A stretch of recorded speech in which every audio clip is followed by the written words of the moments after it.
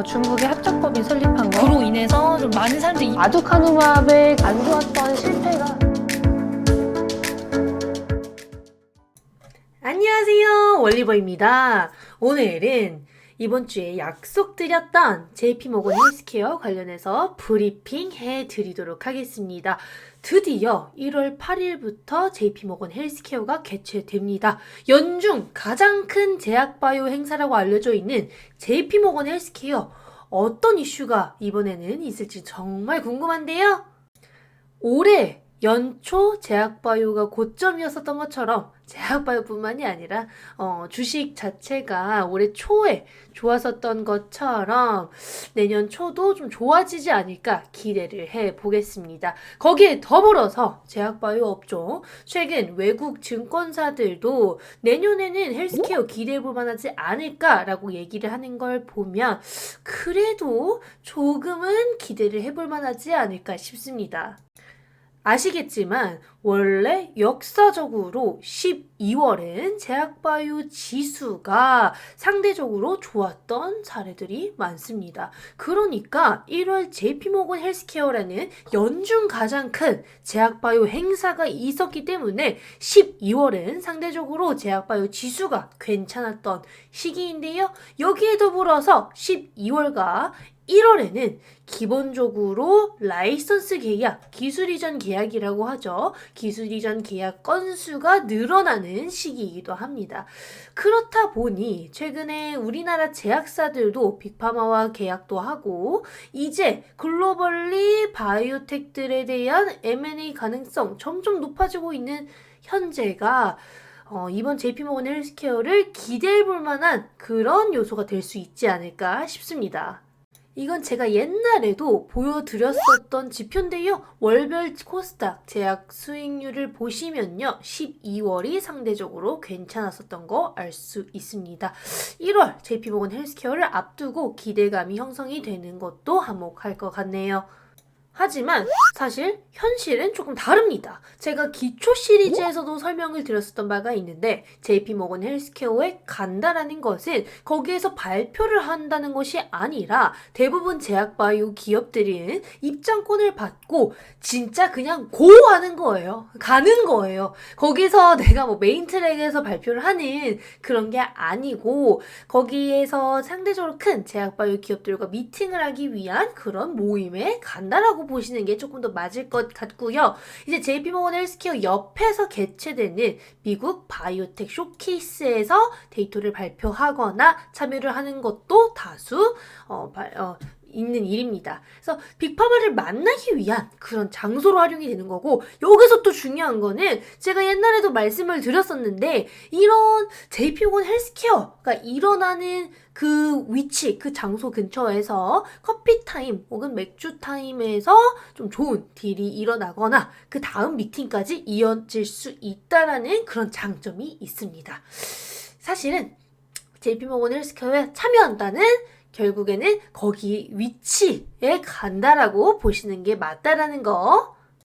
실제로 우리나라 기업들 중에서 메인 트랙에서 발표를 하는 기업은 삼성바이오로직스와 셀트리온이 유일합니다. 우리나라에서 가장 큰 회사 두 곳이라고 해도 과언이 아닌데요. 삼성바이오로직스와 셀트리온은 메인 트랙, 거기에 유원양행과 SK바이오팜은 신약개발 회사로 요즘 아주 관심을 많이 받고 있지 않습니까? 이 두 회사는 아시아 태평양 중남미 세션에서 발표를 하게 됩니다. 실제로 CEO가 가서 발표를 하는 것이기 때문에 굉장히 유의미한 발표가 될 수 있겠죠.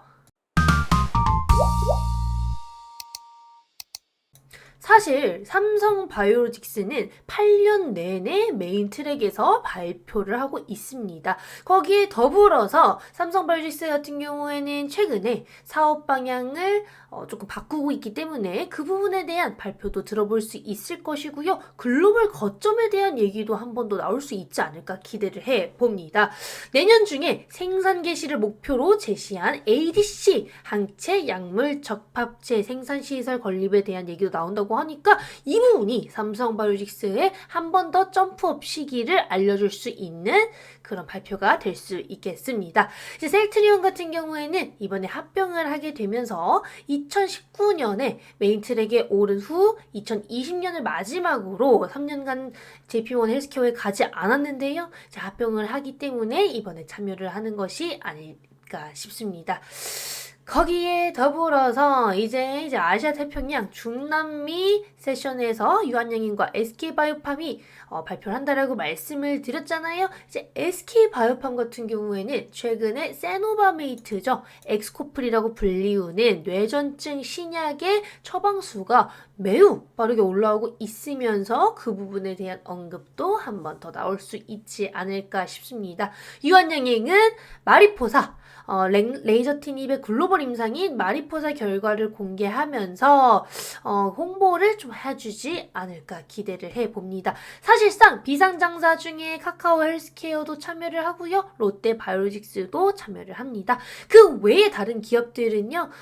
실제로 가서 발표를 하는 것이라기보다는 옆에 있는 바이오텍 쇼케이스 혹은 그냥 가서 참여를 함으로써 미팅을 하는 기업들은 좀 많습니다. 바이오텍들이 그런 식으로 다 참여를 하게 될 것이고요. 대표적인 기업들은 이제 큐리언트, 에이프릴바이오, 지아이노베이션, 펩트론, 인벤티지랩, 샤페론, 보력, 신테카바이오, 한미약품 등이 있겠습니다. 근데 여기서 중요한 건 뭐냐면요. 이 기업들이 바이오텍으로서 글로벌 트렌드에 부합하는 기술을 보유하고 있거나 파이프라인을 보유하고 있는 기업이며 큐리언트 같은 경우에는 최근 글로벌 IB와 진행을 하고 있다는 얘기가 나오고 있기 때문에 그 부분에 중점을 주시면 될 것 같고요. 신규 항암제와 면역 항암제의 병용 투여 데이터를 조금 강조하고 있는 것 같습니다. 에이프릴바이오와 펩트론, 인벤티지랩은 비만 치료제 관련 기업으로 관심을 많이 받고 있는데 반감기를 늘려주는 플랫폼을 보유하고 있어서 이번 JP모건 헬스케어에서 임상 데이터나 혹은 미팅 진전 조금 더 기대해 볼 수 있지 않을까 싶습니다. 그 외의 기업들 또한 글로벌 파이프라인을 보유하고 있는 기업들이죠. 이 기업들도 이제는 좀 글로벌 빅파마들과 미팅 진전이 있었으면 좋겠네요.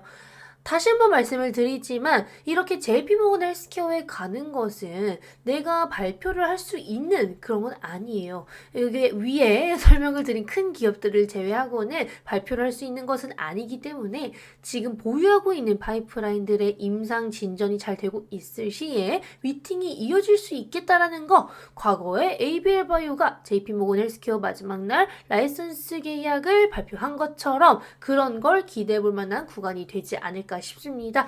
거기에 더불어서 최근에는 이제 종근당이나 다른 제약사들 또한 좀 글로벌 계약을 좀 계속 발표하고 있기 때문에 그런 것들이 우리나라 바이오텍들 해외 기술 이전 다시 한번 기대해 볼 만한 구간이 오고 있는 것이 아닐까라는 기대감 가져올 수 있겠다라는 것 정도로 생각을 하시면 될 것 같습니다. 일단 1월에 JP모건 헬스케어가 정말 큰 행사지만요. 4월, 6월 뭐 그 이후에도 계속 좋은 학회 많으니까 이번 1월을 기점으로 다시 한번 트렌드 공부해 보시면 좋을 것 같습니다.